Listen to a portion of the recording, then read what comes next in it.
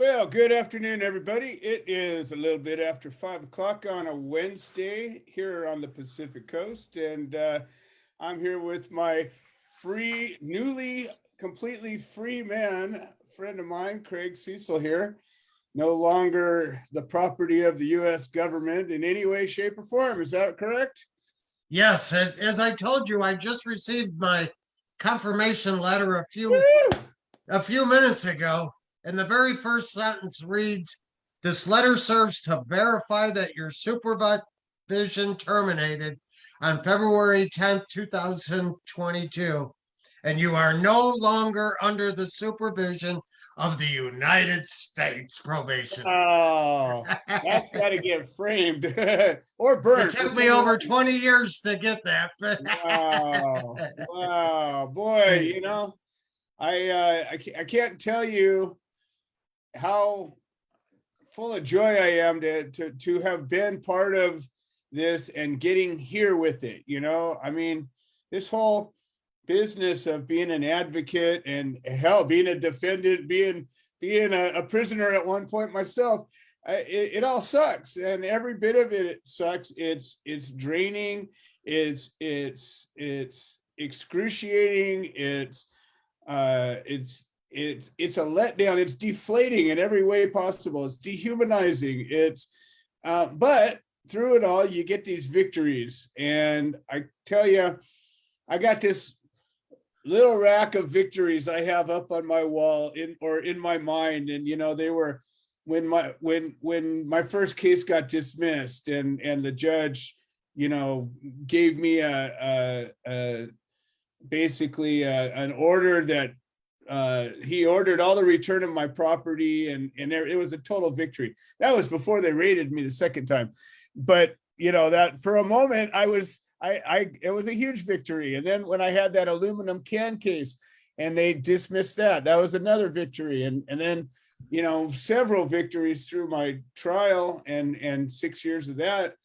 And yet in the midst of all those little victories, there's heartbreak after heartbreak after heartbreak, watching guys get sentenced, watching guys get taken away in shackles, watching guys in court, talking to people that are behind bars with no hope of getting out. And even just most recently, we had such a mixed bag of somebody who's just recently released, but she's banned from coming into the U.S.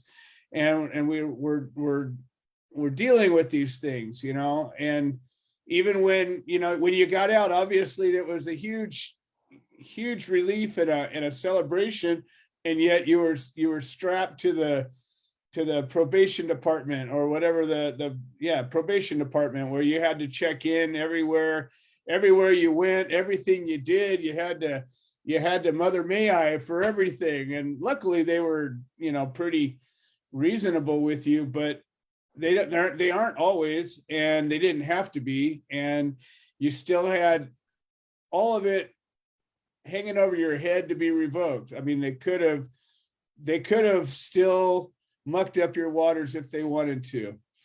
And sometimes that happens just if your name came up in an investigation. And the reason your name came up is because you had a felony conviction.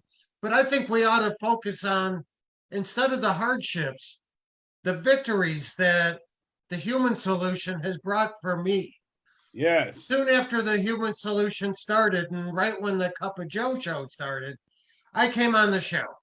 Now, of course, I was thrown in the shoe for a couple of weeks because they didn't like me, having all that public exposure to bring to what they were doing. Well, you were breaking the rules. But we won the legal side of that, and they had to allow me to do the Cup of Joe show.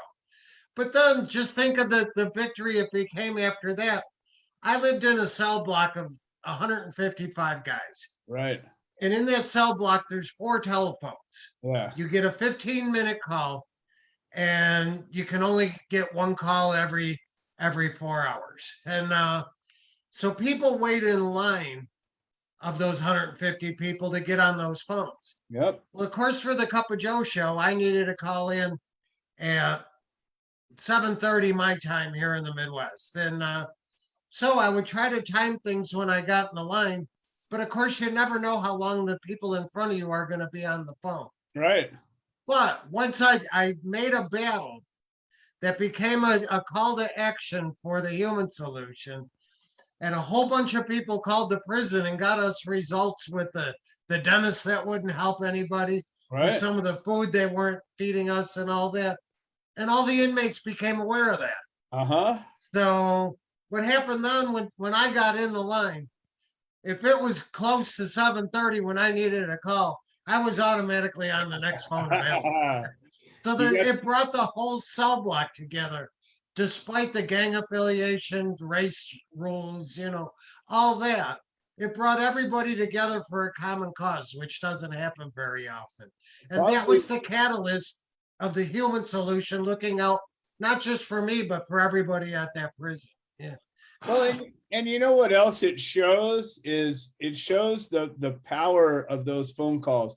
It shows the power of those letters. You know, a lot of times we get, we've been around now total of 12 years altogether. And, you have so many people that come and go and come and go. And there's a handful of people that have the heart to stick around and stay for the long haul. But when people come in to volunteer, they come in and they'll say, what can I do? What can I do? And we'll, say, well, sometimes we have these calls to action. And if there is one of these, it's an opportunity for you to make a difference. And I think that, they have some kind of a formula that they've come up with, and it's something like a phone call is equivalent to 100 people that feel it, but never did anything about it. And a letter, handwritten letter, is the same as 1,000 people that feel it but never did anything about it. And so that's why those phone calls carry a lot of weight, because they know that for every person that actually does pick up that phone, there's a good amount of people, maybe it's 100, maybe it's 200, who knows, but there's a good amount of people that would have but never did. And I don't know, I think through the course of the years that we were advocating for you, I think there was 4 or 5, serious calls to action that happened over the time that you were in there. And, I remember there was one with the dentist. There was one a couple of times with your insulin. There was a couple of times with the food. There was even with your son.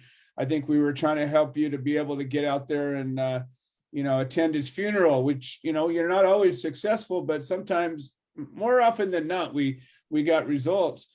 And I think it was a great testimony to show people that when they do get up there and they do call, what I always found interesting, though, sometimes, I might call several times over the course of a few days from different phones, because they wouldn't know, I'd call from a different phone. I had access to 8 different phones. So sometimes I might represent a bunch of different people.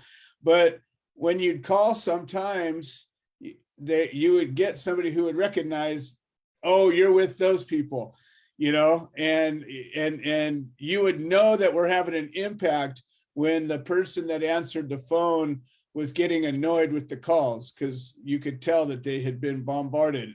And that was when I got a big smile on my face, and I would, pass on the word, hey, we're getting to them. And then, you start getting some momentum, and more people would get into it. So, these are all things that matter. It definitely did. And the staff members actually made a big mistake, because they'd come to complain to me in front of the hearing of the other inmates. I remember one woman saying they had to bring 2 other people into the front office because they got over 200 calls on my behalf. So that just gained a whole lot of respect for the human solution and my being able to call in for the cup of Joe. Yeah. Well, what's really great about it is that now you're a part of, well, you've been a part of it the whole time, but you're a part of our advisory team. You're pretty much the head of our prison reentry program. And so, in fact, we got to come up with a title. I mean, we don't even have any titles or anything, but we're just not like that generally. But it's great to have, it there's a lot of heartbreak that happens as an advocate, and a lot of people get frustrated and leave because they have expectations of how people will behave. And so, how it is. Generally, you help 100 people and two of them will stick around after you helped them, and one of the two will keep helping.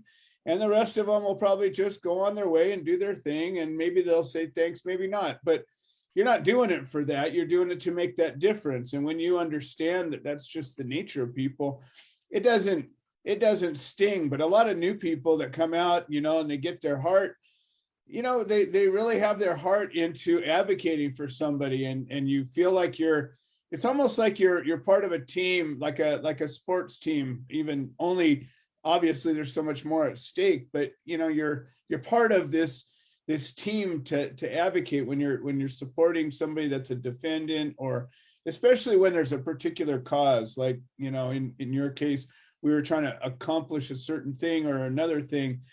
Sometimes we're trying to get clemency for somebody. Sometimes we're trying to get a reprieve of a light sentence. Sometimes we're trying to get somebody to be able to have some access to something, whatever it is, it doesn't matter. But when there's a particular goal, you feel like you're really, there's a camaraderie, a solidarity, that's what these solidarity ribbons are all about, is where it identifies this teamwork.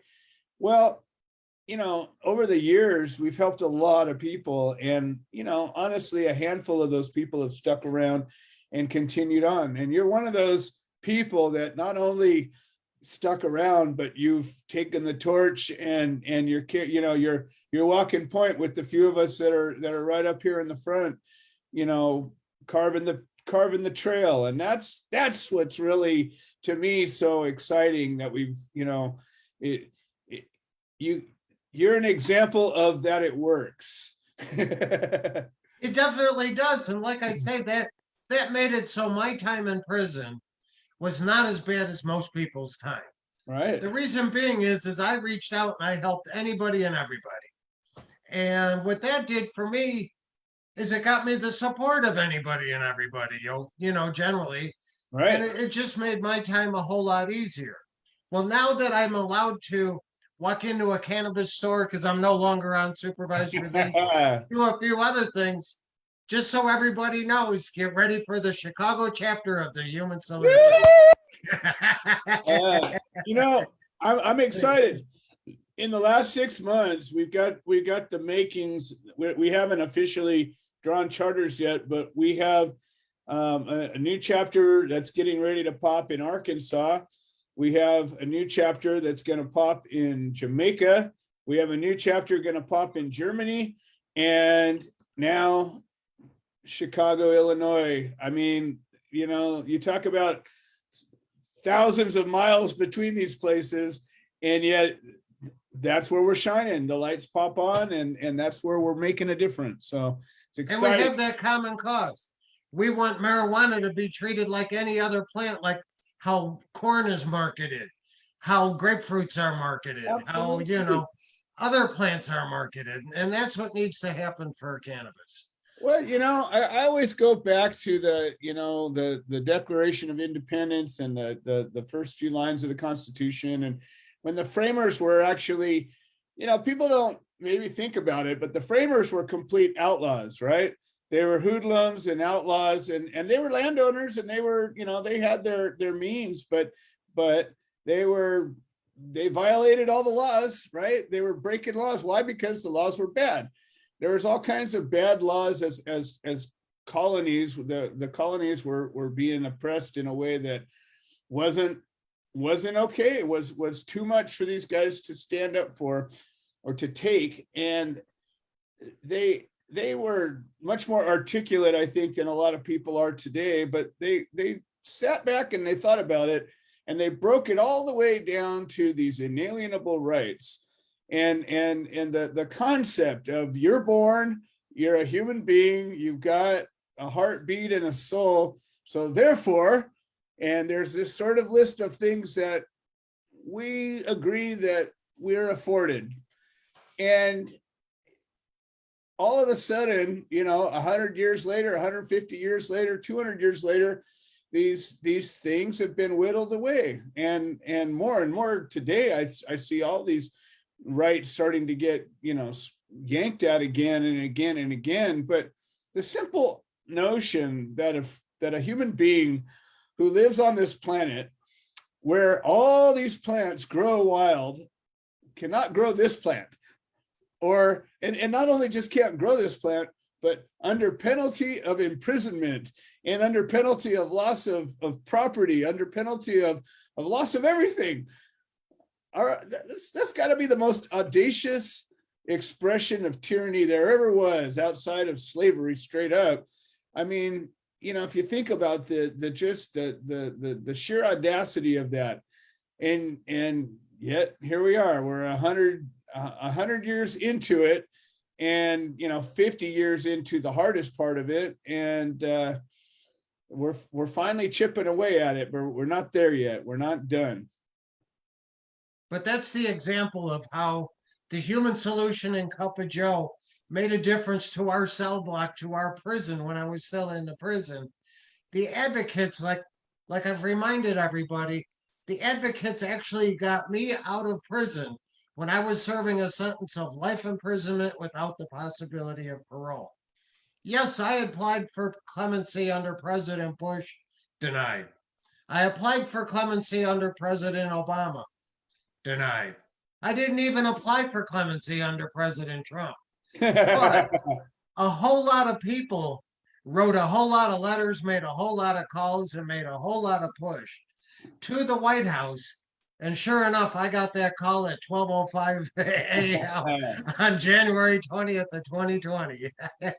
Well, it was even worse than that, because remember when Obama had that act that was going to qualify The Clemency Project, yes. Yeah, and you qualified for it cleanly, and yet you had U.S. attorneys come in and in the most deliberate, dastardly, underhanded way, they granted you a change of your sentence so that you no longer qualified. And that was just insane. And then they took the change back 3 weeks later. Right. But it was just enough to throw a giant monkey wrench into it. And you would only qualify for that program if it was the only thing there was available. And they said, oh, no, we're going to go ahead and offer you this other thing. And like you said, they yanked it right back afterward. And, that's the length that some of these guys are willing to go to keep their, I don't know what it is. What is it that they get? Well, unfortunately, it seems to be the modus operandi of the prosecution system. As you know, last week I was in court last Thursday for my hearing on whether they should reduce my sentence of supervised release, my parole.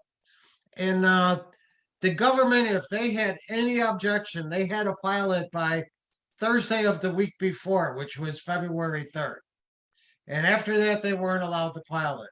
Well, sure enough, they didn't file it. And on that Friday, towards the end of the day, I called the court just to make sure I didn't miss something. Right. And nope, it wasn't filed. And I left a message for the prosecutor on the phone. I just want to make sure that you're not making any objections and forgot to file an objection. No answer. 2 hours before I went to court, I checked with the clerk of the court. I said, I wanted to make sure there's no dirty tricks. Right. And he goes, well, there is.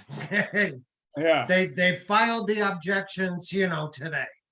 Wow. Just so I wouldn't be prepared to defend against them. Right. Luckily, I had a judge who, before I got to court, was more informed than I could have ever imagined. He had gathered all the records from down in Georgia. The hearing was in Chicago and was really well prepared for the hearing. So I'm really happy that the court actually did what they were supposed to do, even though the prosecutor actually cheated as a matter of law, did something not only not allowed by the court rules, but it was certainly unethical. And that's what I think, we need to keep an eye out for, is why is the government allowed to be so unethical? And why is there absolutely no punishment for it? And the thing of it is, it's really refreshing for me to hear. And every once in a while, you run into a judge, at the sentencing phase or beyond, where there's actually some, I don't know, maybe common sense brought into it, some fairness, some justice. And I don't know, I've watched judges sentence people in horrible ways, and where they didn't have to, like Noah Kleinman, he had a mandatory 10 years, but that judge gave him 18 years. And this judge it was a personal thing with him. And it was the weirdest thing, he had this and I've watched a few judges, federal judges especially, but state judges too, where they just felt like, they were going to make an example. There was this one judge, this was a federal judge, and it was not about marijuana, but we were sitting in a hearing for one of the very first defendants we supported, and we're waiting our turn, sitting in the gallery of the courtroom. And there was a kid. He was, I don't know, I think he was 18 years old. He was a kid, and he had gotten busted for shining one of those little laser pointers up at a helicopter. And this judge, I can't remember, the judge sentenced him to more than 12 years or something like that. It was horrible. And she said, I'm going to make an example out of you. And he was this little black kid. And they didn't have any gang affiliations. He was just being stupid. He was a kid being stupid. And this kid went off to prison for many years as a result of, and granted, could it have been a really dangerous situation? Yes, but it wasn't. Nobody got hurt with his action. And this kid didn't have a history of violence. This kid didn't have, he was at a time of his life that was impressionable. Well, what do you expect probably happened to him after being in prison for a few years? You think he got more straight, or do you think he learned some tricks? What's the example? You got to wonder. And every once in a while, or I remember Paula Huff's case out of Arizona, that judge wouldn't even let people into the gallery, but during the trial. But we came out from California for her sentencing hearing, and this is a lady that was following the law, got convicted anyways, and she was guilty of growing a few plants in her house, and the judge gave her a sentence. And it was I think she ended up doing 18 months, so she must have got 3 years, I think. And she did 18 months on that, and the judge saw to it. And this was a lady in her 50s or 40s, and no criminal history, nothing, and yet this judge saw to it that she was going to pay. And when you think about this, and you experience what you did here at the very end, this judge could have been an asshole. He could have done what they do a lot of times. The judges and the prosecutors, they know each other. They hang out together. They golf together. They swap wives. Whatever it is they do, they do a lot of it, and they spend a lot of time together. And I have seen way more times than not, whatever the prosecutor asks for, they get, or they get something, much closer to it. So I think they were planning on that last week, because my hearing last Thursday was an actual sentencing or resentencing hearing, because I was asking for my sentence to be modified to get a new sentence. right. And like I say, the government, just underhandedly right before court said, here's our objection. As a rule, Your Honor, you usually don't allow people to be considered until they've served at least half of their sentence of supervised release. So we're trying to enforce that here. And at least to the judge's credit, is she said that she did all her homework to look at all the facts and all the facts out of my case and that. And she says, he's done too much time to begin with. And secondly, I love it. I love it. and secondly, there's nothing, nobody was hurt, nobody was threatened, nobody was, that she really went, she actually relied on something sensible rather than the political system of the day. We're gonna have you come on the Sensical Show and talk about common sense and sentencing. Anyways, it's incredible. Most of the time, if the defense files a motion late, they get reprimanded, they get sanctioned, they get denied, they get punished. But the prosecution comes in like that, and at least generally it gets considered. So, it's definitely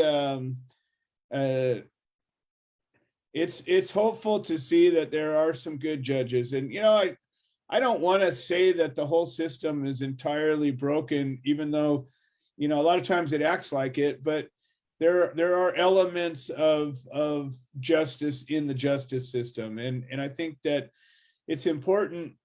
I think we have a good system. I think it just needs to be used the way it was designed. I don't think it needs to necessarily entirely be changed. I think it just needs to be cleaned out and used the way it was designed. I think that would solve a lot of the problems that we deal with. I think Bobby would even agree with me, who's worked with the law a lot, is that I think our system is basically sound. Where the failures are is the individual people. All right. The defense lawyers that just don't do their job. Yep. The prosecutors that just know, like as in my case hearing last week, they know they can cheat and get away with it. Why wouldn't they? That's the easiest way out.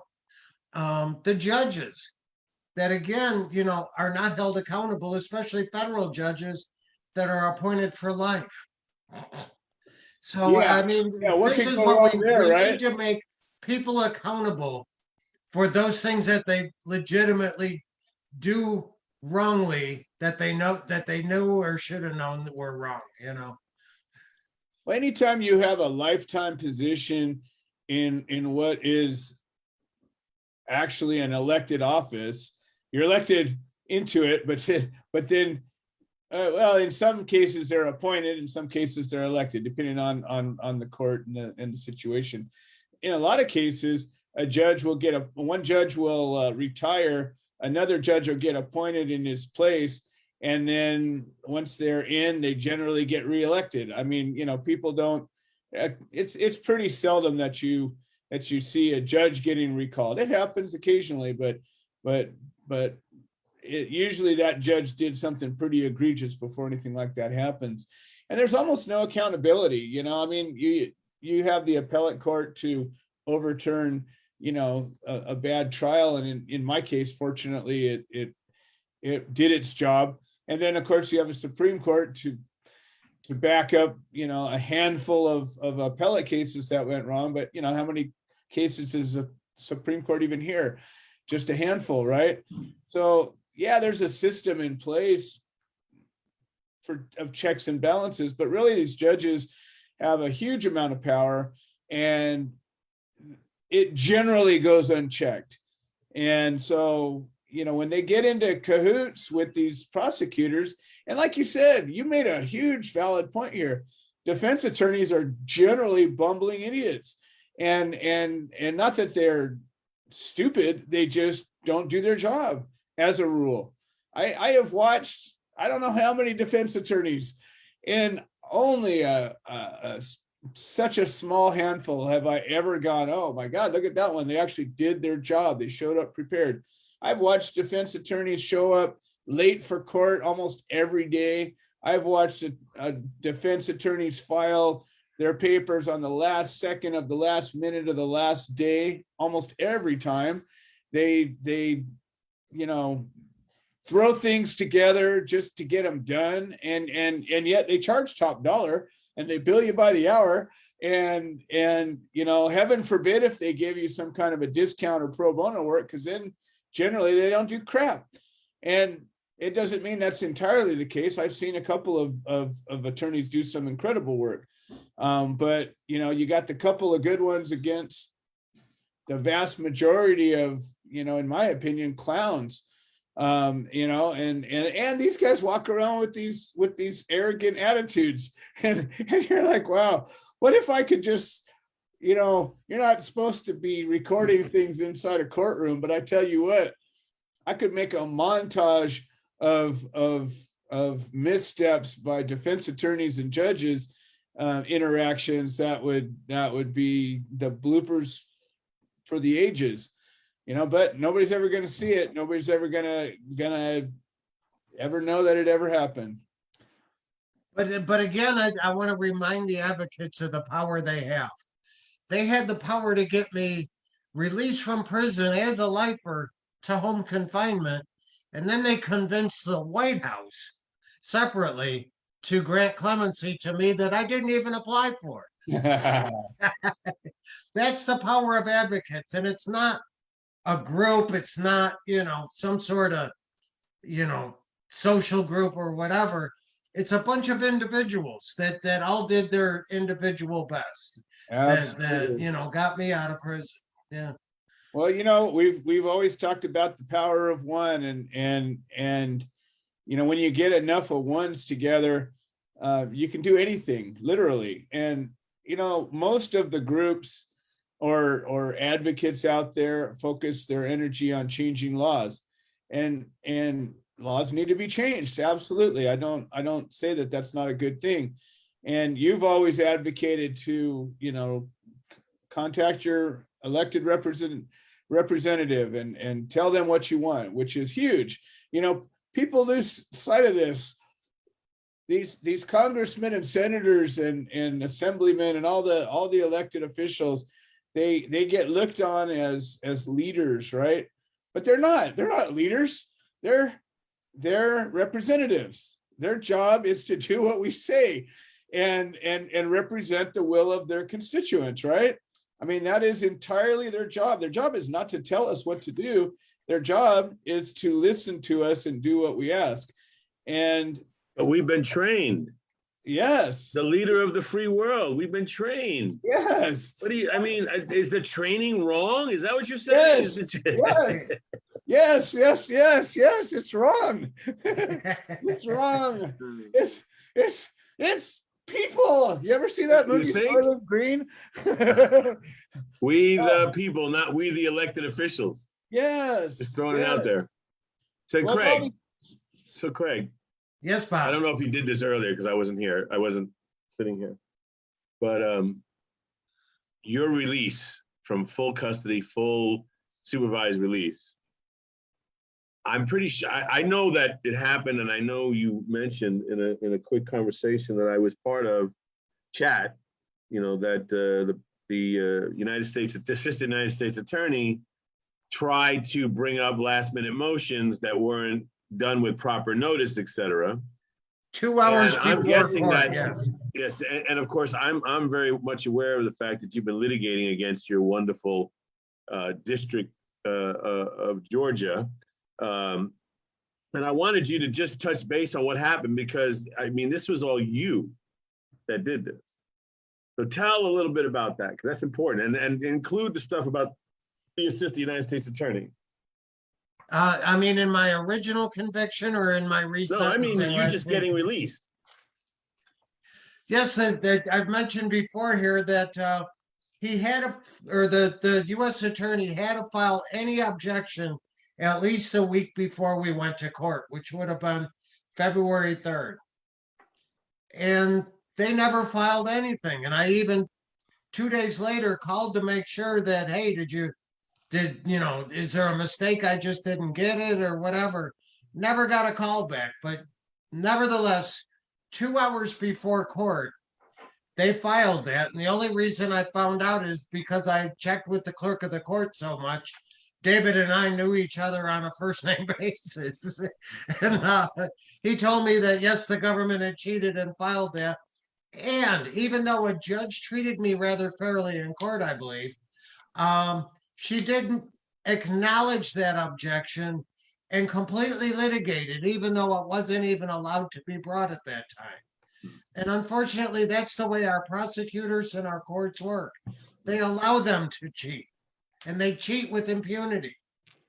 At my very first hearing in court down in Georgia back in 2002, I appeared before the court and they asked me about appearances and all that. I had been locked in the jail, not allowed to use a phone or anything. And the judge asked about my lawyer, and I said, I actually have a lawyer. I just need to be able to call him on the phone and, make him aware that I'm here and he needs to be here. And the prosecutor jumped up and says, oh, no, Your Honor. If he brings his own attorney, that attorney could endanger our confidential informants against him. So instead of allowing him to have his own lawyer, let's, us in the court agree what lawyer will represent him. And the judge jumped right on there. When I tried to argue, Your Honor, I have a right to my lawyer, not your. And the judge said, the judge's exact words I'll never forget, is he said, son, you are in Georgia now, with an accent I can't. But he said, son, you're in Georgia now. And here you will get our lawyer, not your lawyer. And if you continue to object, we're just going to keep you in the basement. And the next time you'll hear from us is when we tell you what your sentence is. Wow. Now, what kind of presumptions went into that on the part of the judge? Wow. You And I knew know, I I was in think trouble that's, right I'm there. pretty sure that's the first time I've heard that too, Joe. Wow. And they would have carried me out in a straitjacket. There's no fucking way. There's no fucking way. Unreal. And the reason I say that is because there's more of a chance of a record that is so bad, that the courtroom was in chaos. But god damn, I mean, that's what the federal government does. They roll over you like a freight train. So do you have a transcript of that? Yes. Yeah, sure. And- Well, And, he appealed the the state, so he has the full transcript transcript. exists. They seized it from me, but I think I could probably replace it. Wow. Shit, we'll go to court and get a new one. But another thing that I've read in a bunch of trial transcripts of the people I was in prison with is, as you know, especially in a conspiracy charge, how they establish the evidence of a conspiracy is the co-conspirator, the other person that agreed to commit the offense, gets on the witness stand and says, yes, I committed this offense, but Joe agreed with me that I should have committed this offense. And more often than not, when the witness is testifying to that, they've been caught looking down at a piece of paper in their lap. Sure. And the Sure. defense lawyer will get up and say, witness, I noticed that whenever the prosecutor asked you a question, you looked at the piece of paper in your lap. What is Yeah. that? And the witnesses actually stand up and say, that's the list of answers that the prosecutor gave me. And I have to give these answers in order to get the sentence reduction I'm here to earn. Yeah. And the courts allow that to go on. Yeah. That should The be a jury still mistrial and a convict. heartbeat. Yeah, and the jury still convict him. I've seen that happen just the way you described in a couple of cases. And I can remember, scratching my head going, man, and of course these co-conspirators, these are these guys' best friends, in life before the government came in and flipped them upside down. And they turn around and just completely sell them up the river, and in hopes of not doing time or doing a reduced sentence. It's crazy. That's why in 1971 there was a Fordham Law Review that said the Racketeering Influence Corrupt Organization Act was a prosecutor's dream. And it was. Yeah, absolutely. That's what they called it. That was the name of the Yeah. law review, prosecutor's dream. Yeah, And I it saw that, I'm like, Jesus Christ. allowed hearsay to be the king. It was, and then on top of that, they get to seize everything on your way to the altar. Absolutely. And, so it's, let me take your resources away And then in Craig's situation, of course, we're going to tell you what lawyer you're going to use. God, I would have freaked the fuck. Well, we've got a bunch of announcements to get to, and we got about 15 minutes left. So Bobby, the Human Solution has been working really hard over the last 6 months on building our reentry program. And we're going to talk more about that and a specific call to action for next Monday. But before that, we've also been working on a bunch of other things. We just talked about all the chapters. We got 4 chapters in the works right now.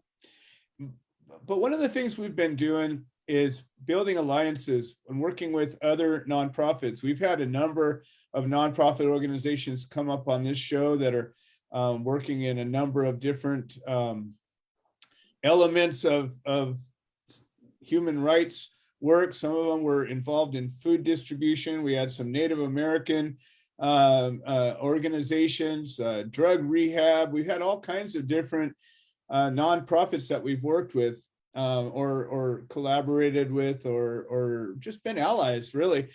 But we've got this project that we've started to work on, and you know, as any all volunteer group is, it's taken a little longer to get going than we thought. But this is a really unique project, and it's truly a human rights issue. And Bobby, why don't you tell us a little bit about it?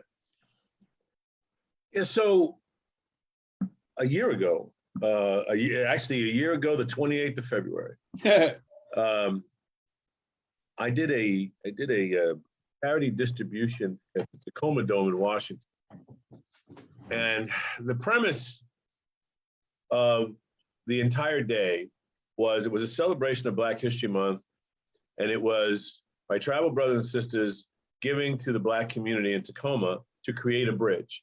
There's a lot of tribes in Washington, and Tacoma has the biggest Black family base. So we did this, and the reason it's relevant is because I invited Joe Beasley from the Joe Beasley Foundation, who's been a longtime friend in Atlanta, out to be a part of this event. You know, particularly the significance of the bridging dynamic. And Joe wasn't able to come, but he sent Richard Freeman, his CEO. And while Richard was out there interacting with, for example, you know, the Peacekeeper Society, which I run logistics for, of course, We Do Better Relief, and the Walk for Change, and Human Solution International, and then Tacoma Kids, that was there, Peacekeeper Society, Portland, Symbiosis, PDX, all these organizations that we got together to pull this off, Cascadia Produce. So he was so impressed with everything. And of course, I have a long-time relationship with Joe Beasley. So Dick had written so Joe Beasley was on the Walk for Change town hall. This is all relevant. He was part of a social justice panel that was broadcast and had police officers and a brand new attorney who just passed law school, is now a prosecutor. Anyway, and he discussed the doctrine of discovery. So while Richard was in Tacoma, he said that they had come up with an idea to do a moot court trial and to prosecute the country of Belgium for the people of the Congo for reparations on the way that Leopold raped the country, et cetera. So he brought this up, and we had a meeting at the hotel where we were all staying in Tacoma. And he asked if we would come on board. Joe wanted to work with me some more. And of course, I'm here and there, and the people that are worth value. And then of course, I said, well, what I would like to do is I would like to make the second moot court trial about Native Americans and go after the United States of America and the Catholic Church. So that was agreed upon. And about 2 months later, we started working on it, and we have people from the Congo, of course, and Joe Beasley Foundation, and we have David Thompson from Food is Free in Tacoma, who was also involved in that event and part of this. There's going to be an agricultural side of this. We have the Peacekeeper Society, of course, is there. Huey Raven, actually, he just resigned, but the Lucy is now the new COO. and then myself, of course, and then Barack Goodman. So, and then Quanah Spencer is going to be joining us too, as well. That's going to be talked about over the weekend. So the process is that, you know, this is a trial. So you have a judge, a prosecutor, defense attorney, jury, a formal civil complaint of wrongs. Basically, it's about the same kind of style as a 42 1983 civil rights action, that kind of format. And we are going to live stream it. We're doing it at Emory University in Atlanta in June, in coordination with the Congo Independence Celebration that they do. And it's great people on the project, and it has taken a little bit longer to get to the point that I wanted to be at. We all wanted to be at, but that's okay. We're going to do it. We're going to do it right. It's all going to be right. The Human Solution International is the fiscal sponsor of the event, example, as well. It's a full-time gig. We meet every weekend somehow, some way. We're going to do some finalized stuff this weekend. We're working around a COVID problem. Anyway, we don't need to talk about that thing, but we don't want to discuss that part of it that's interfering with our lives all the time. But anyway, so that's a wonderful project that we're going on, and you know, we're talking a worldwide human rights situation. You know, Congo was raped. The people, the land, the you know, without question, and this is colonialism that has gone on throughout the world. And Doctrine of Discovery, written by the church, the Catholic Church, that's basically how Columbus did his thing. With, you know, that's the authority that was created to do his thing. And it's a great project, and it's a great approach. You know, it's going to have rules of evidence. A sitting judge is going to be the judge. I mean, it's not. I mean, it is. And for those who don't know, which are most of us outside of the legal world, a moot court is something that is done all the time in law school, all the time. They take a real case, like, for example, one time I defended Lee Harvey Oswald in a moot court trial, for example. They take a real case or a real crime, and they create a scenario, and a lot of the time they use the same evidence, the same scenarios as what was really done, or they go after it, understanding what the decision was previously, and they prosecute it all over again, or they defend it all over again. And that's what this is going to be.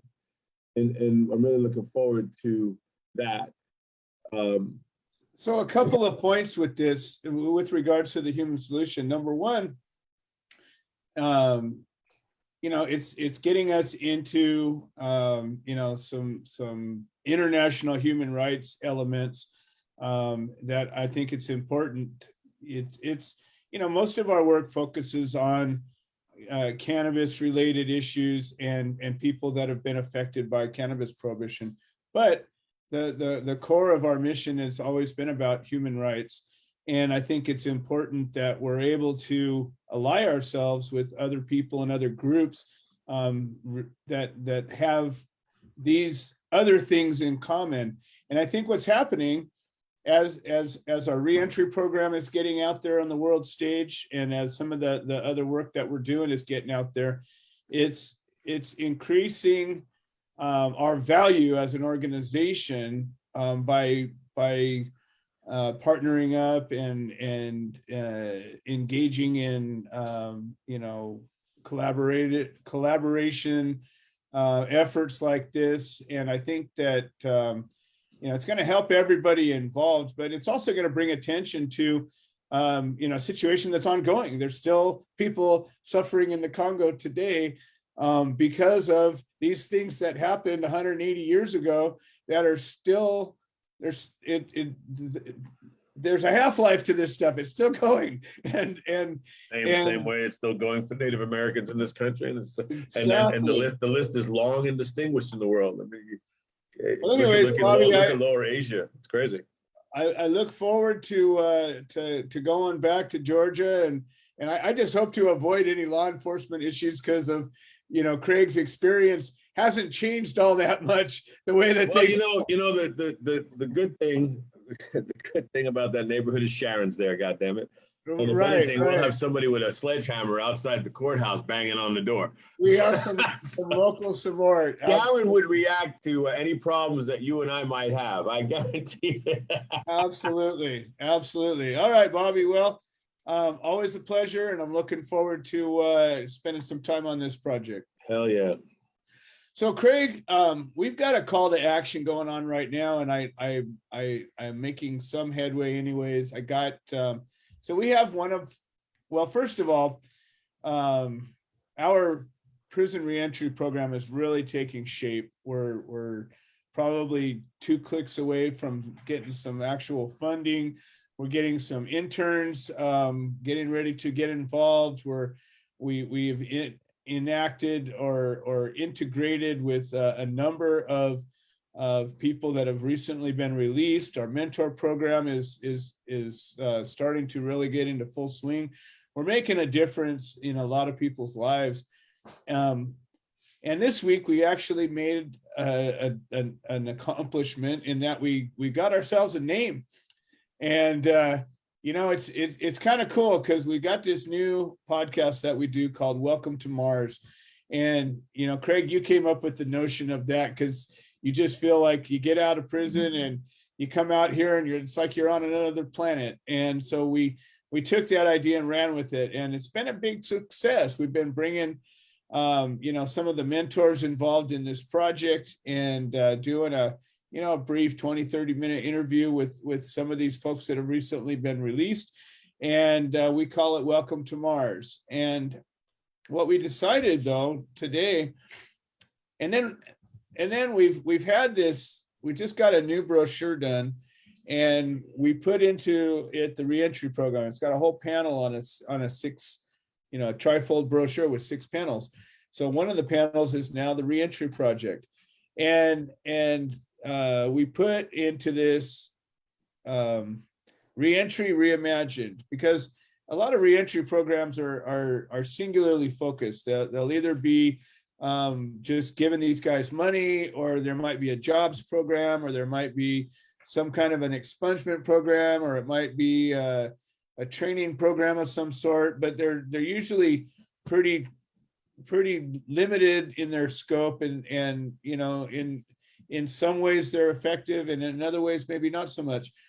But we've looked at it from a common sense approach, and having Craig at our helm here is great because he's the expert in the field, and so Well, I'm we're living able to, it. Yeah. he's living it exactly. And so the fact that you're giving us that real-time guidance of your experience, it's paramount, because it tells us where the real needs are. And then not only that, but because of your stature your history of being a lifer, getting out, having gone through all of this, it puts you in a situation where you can talk to virtually anybody and they'll talk to you.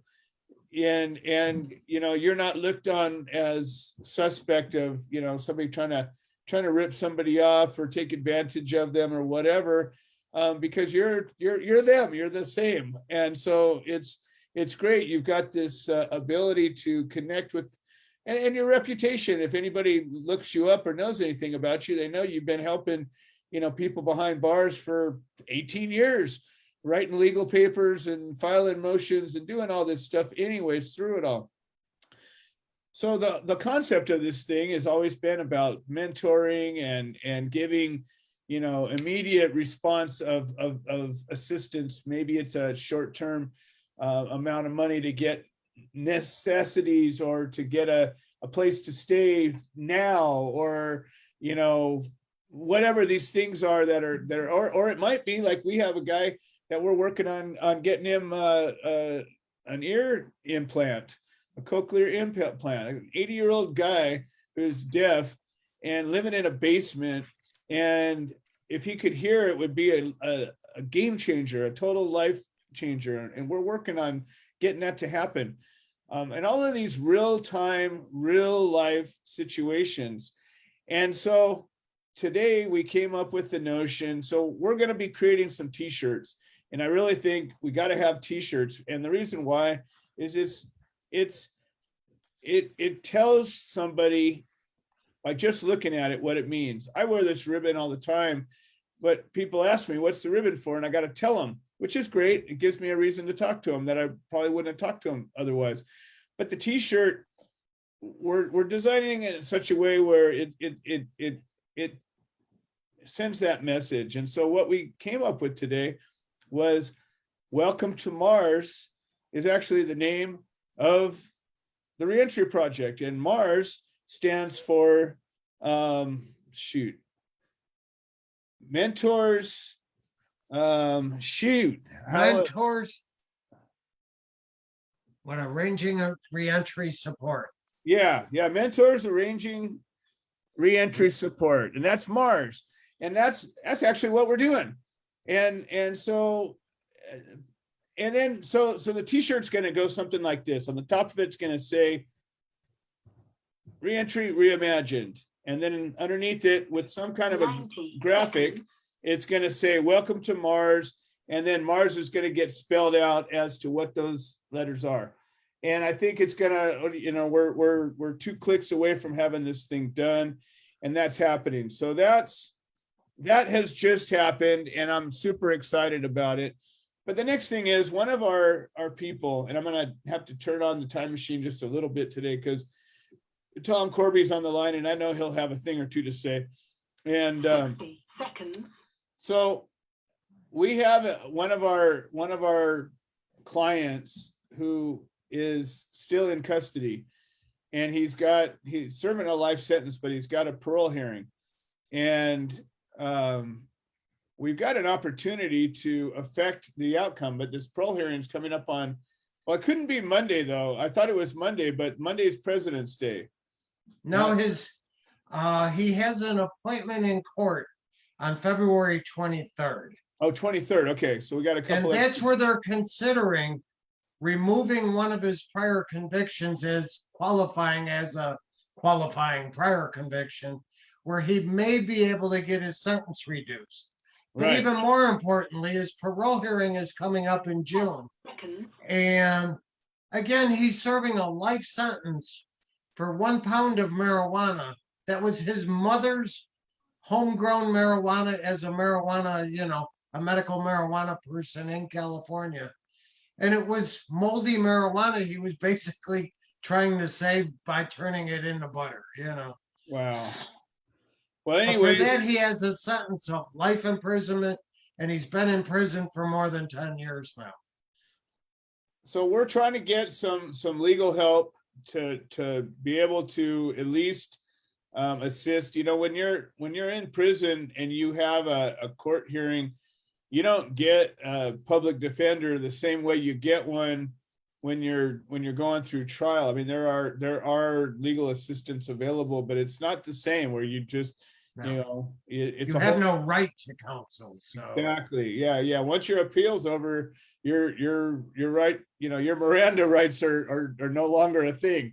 And so your right to an attorney is over at that point. So we're looking for some help. I got Joseph Tolley's number, and I'm reaching out to him. I haven't gotten a hold of him yet, but I got his number, and it's up in Shasta County, and I'm hoping maybe we can get some court support. So if we've got anybody up in Shasta, do you know which courthouse it's going to be? I don't. Okay.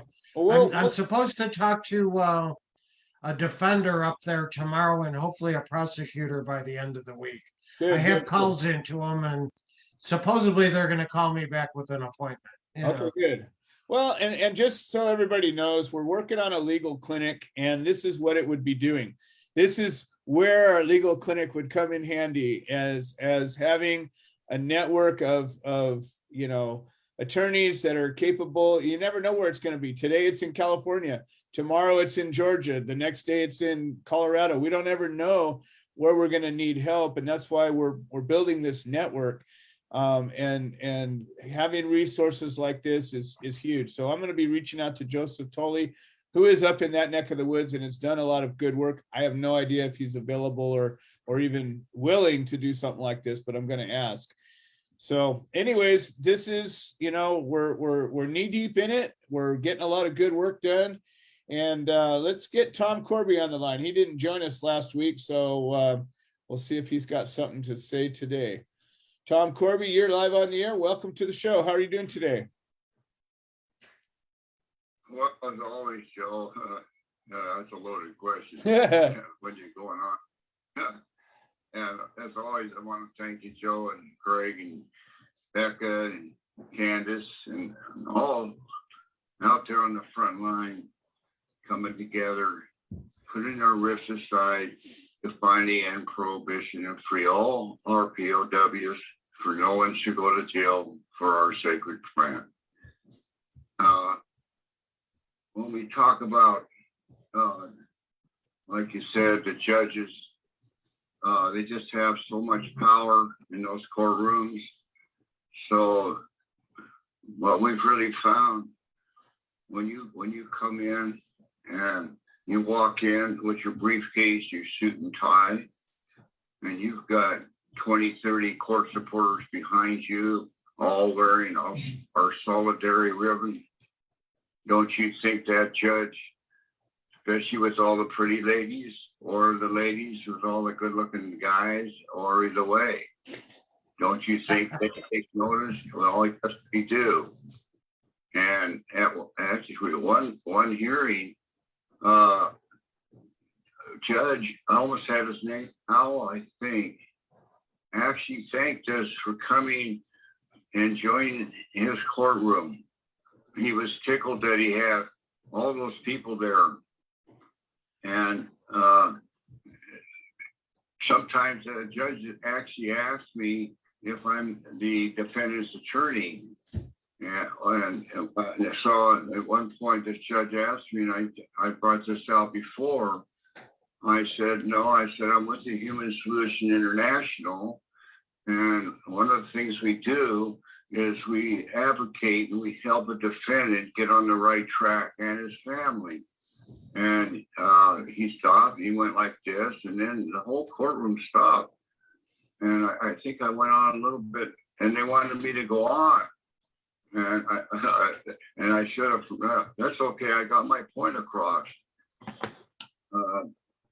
So we haven't had, I have brought out some most important thing. We haven't had any cases in Northern California until this new case, and that's a parole hearing. So that's different. I think that most of the up in Shasta that I went to court support up there are upstairs in the annex. They're not in the main courthouse. So I imagine it's going to be up there on the hill. So you have to go past the courthouse and go up to the next street. And it's a little tricky. When you called me the other day, I'm glad that that you're going to get a hold of Tully. And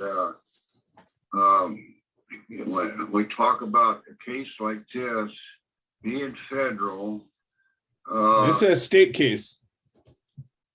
well, it's almost better. Tully's $20,000 right up front. Now, this is only a parole hearing, and if it's only one hearing, he might do it for less. But what we learned is, Well, I sure hope so. I don't have 20,000.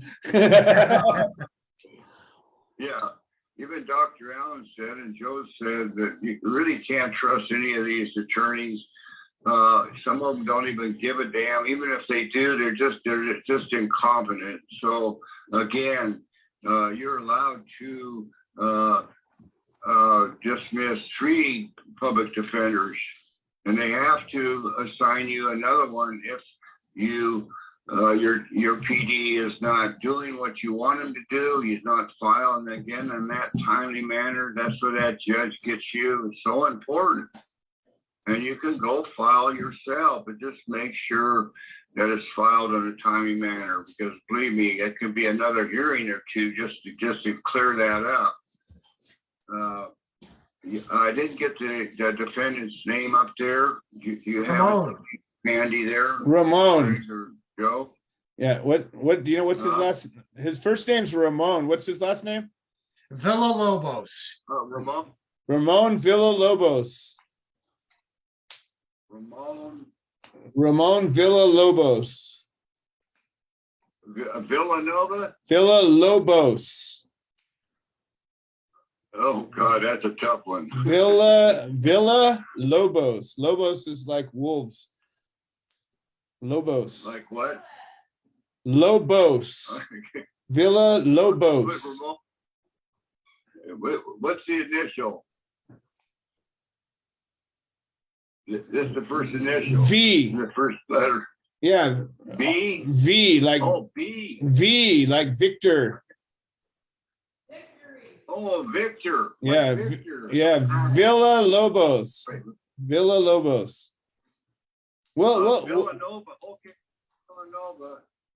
Now, close. so now, of course, I've connected up there with the, which once was and still at some point is the Shasta chapter up there that used to be huge.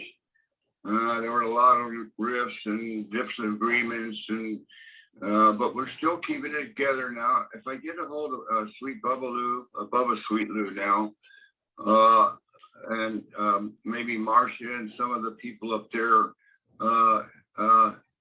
and when I mentioned Tully, you might as well just go ahead and get Tully instead of nickel and diming, because Donna and I went through 6 different attorneys and it cost us almost 50 grand, but Tom, we got done in 4 years.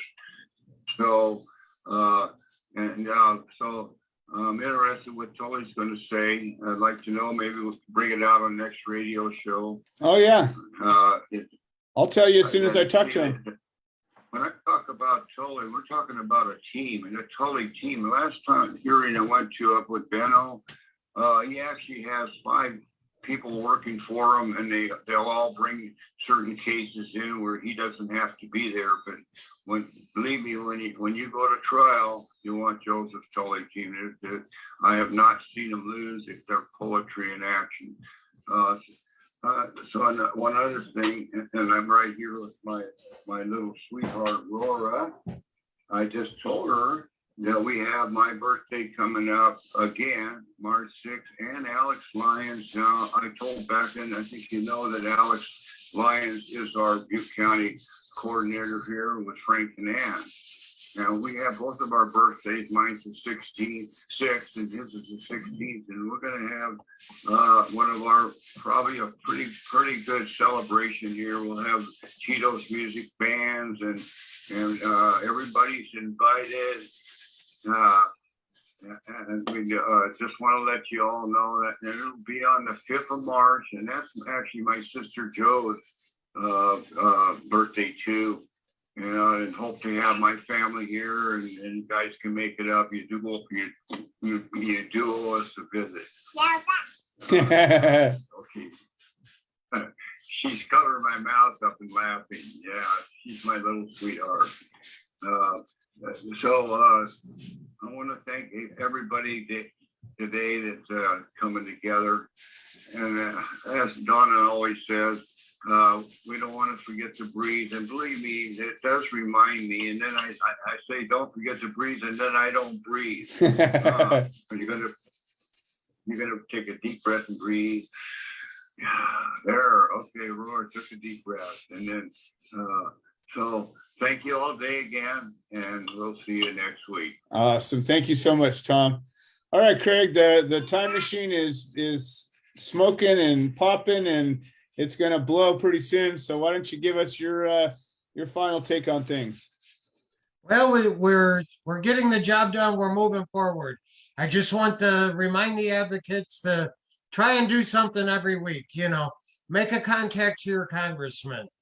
Maybe even send a letter to the Shasta County Court that Ramon Villalobos should not be doing a life sentence for 1 pound of marijuana, and the court ought to seriously look at his quest to be resentenced. But again, it's just like getting me out of prison. Clemency I didn't even apply for, but the advocates got for me. We can get freedom for Ramon. And if you're able to, Craig, if you could figure out which court it's in, we could do. We should be able to do that by Friday. Yes. Last second call to action, and who knows if we get people submitting a letter on Saturday. it should be there by Wednesday. So there's a good chance we could do a last second letter writing campaign no matter what. Let me see if I can get that information tomorrow so we can post it right away. Awesome. All right, everybody. Well, it's great once again. Time goes by too quick. Craig, I will talk to you tomorrow. Everybody else, I'll see you all next week.